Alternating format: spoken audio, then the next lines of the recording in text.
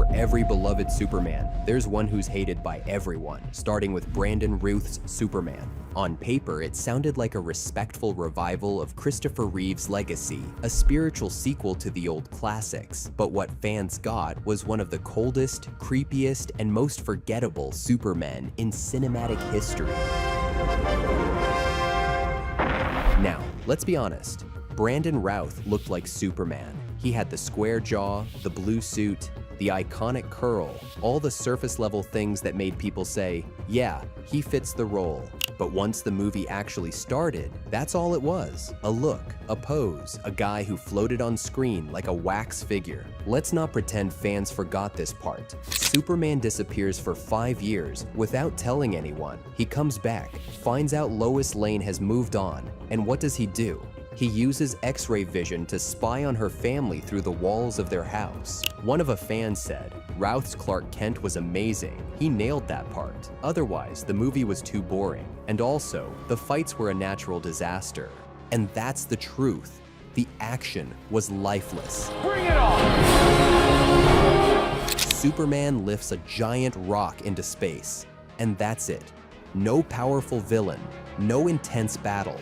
Even Brandon Routh himself admitted something wasn't right. I played Superman. I jumped this huge to the front of the line. I'd done auditions and I'd been on stuff before, but I really jumped to the front of the line when I did that movie. Yeah. And then I wasn't given what I thought I was, or had earned.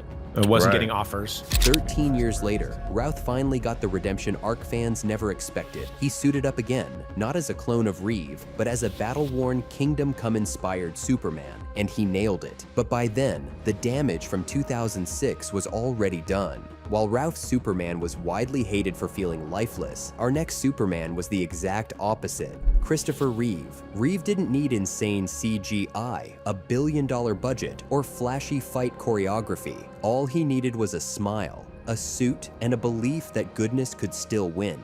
It sounds corny now, but in 1978, when Superman hit theaters, people walked out genuinely feeling like they had just seen something magical. Tonight, we got to see if Ray Kryptonite really. He's probably one of the greatest literary. That was great, really. Fantastic movie. See it. Reeve's Superman wasn't just a strong guy in a cape. He was humble, gentle, almost too good to be true, and somehow completely believable. His Clark Kent was just as legendary, clumsy, quiet, almost invisible.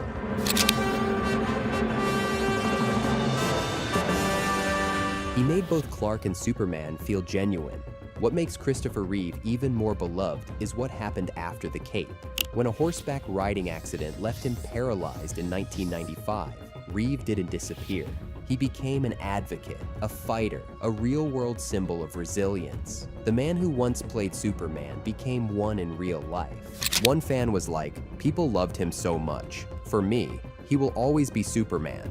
While Reeve's Superman gave us hope, Henry Cavill's gave us the opposite. On the outside, he was sculpted to play Superman. Tall, built, commanding, ripped straight from the comic pages. But the moment he opened his mouth, the tone shifted. I was wrong. You have to listen to me. There's no time.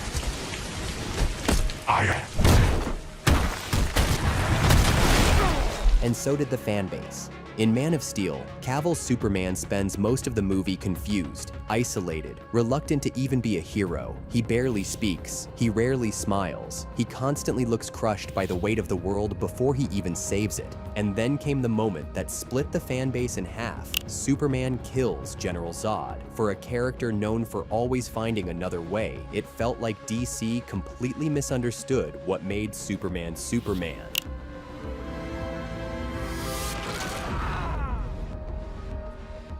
From Batman v Superman to Justice League, Cavill's Superman was consistently written as distant, more alien than human. He terrified people instead of inspiring them. This fan said that Spider-Man has more lines in Captain America, Civil War than Superman does in Batman v Superman. And just when it seemed like Cavill's cold version had finally faded away, he returned with hope. In October 2022, he posted to Instagram with a smile and said the words fans had waited for. Welcome back, Superman. Welcome back, Superman.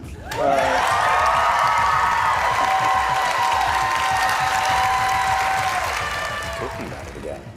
There is such a bright future ahead for the character, and I'm so excited to tell a story with an enormously joyful Superman.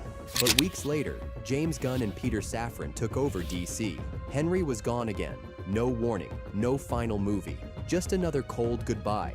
Henry Cavill's Superman had the looks, but he never quite had the light, and that's why all eyes turned to David Corenswet. From the moment he was announced as James Gunn's Superman, fans didn't just react, they believed. That first image of him suiting up in a messy apartment while chaos unfolded outside felt right. He didn't just look like Christopher Reeve, he felt like him. Same kind eyes, same quiet strength, but also something fresh and modern. James Gunn made it clear, this Superman is kind, hopeful, and human. Clark Kent works at the Daily Planet. He smiles, he cares, he connects. In the comics, Superman has always been the moral compass of the DC universe, the standard all heroes aspire to, and Corenswet's Superman is built to embody exactly that.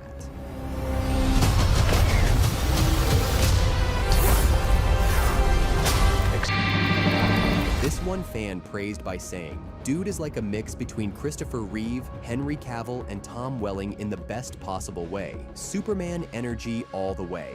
Now, not every Superman carried that same spirit. Dean Cain's Superman, for example, wore the cape but never really embodied it. From the start, his Superman felt more like a guy trying to land a second date than the protector of Earth. The show leaned heavy on romance, light on superhero stakes. For 4 seasons, Lois, you all right? I'm fine. Stay here, I'll be right back. it was mostly Clark and Lois flirting. And the biggest flaw? Dean Cain played Clark and Superman exactly the same. No distinction, no disguise. Even after the show ended, Cain continued to damage Superman's legacy with divisive takes. They're talking about him fighting, real-world problems like climate change, the deportation of refugees, and he'll be dating a hacktivist, whatever a hacktivist is. I don't know. In contrast, Tyler Hoechlin quietly gave fans the Superman they'd been begging for. His version didn't start with an origin story. Instead, it gave us something rare: Superman as a dad.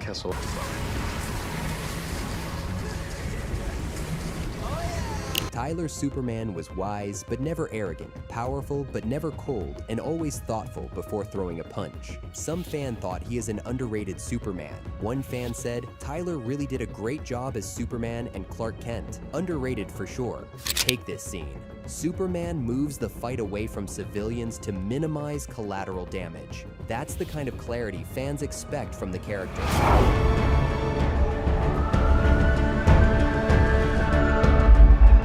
While Hoechlin proved Superman could work on TV, one Superman never even took off: Nicolas Cage in Superman Lives.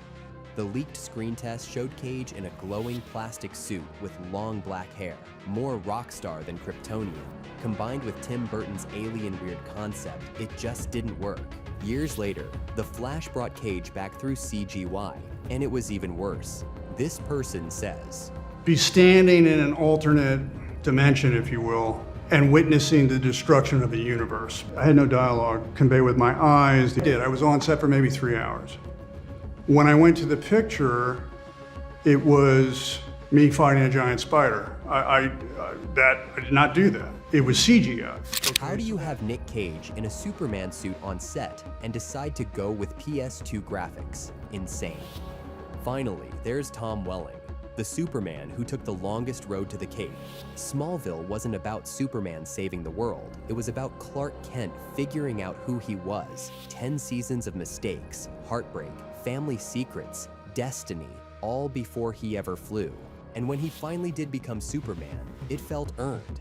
This fan says, 10 years of story, 10 years of character development, all leading up to this moment, the most satisfying end to a TV show ever.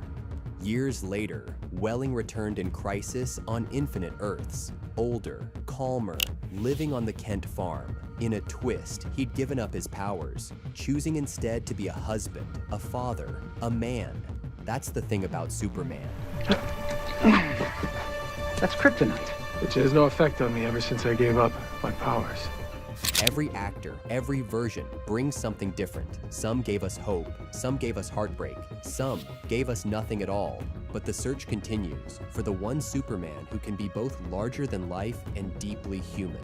And that's the story of Superman on screen. The highs, the lows, the icons, and the misfires. From Christopher Reeve making us believe a man could fly, to Nicolas Cage almost making us believe in a glowing plastic suit. Every Superman tells us as much about the era he came from as the character himself. But the bigger question is where Superman goes next. DC has struggled for years to give audiences a hero they can believe in, while over at Marvel, even the side characters, the oddballs, the misfits, have built a shared universe people keep coming back to. For decades, Superman was supposed to be the crown jewel of superheroes, but somewhere along the way, Marvel's Spider-Man became more relatable, Iron Man became more inspiring, and Superman, the original superhero, kept getting lost in his own shadow. Now, with James Gunn rebuilding the DC universe, all eyes are on David Corenswet. Can he bring back the hope, the humanity, the magic, and finally make Superman the heart of DC again? Because in the end, Marvel may have built the universe, but DC has Superman, and the world still needs him to fly.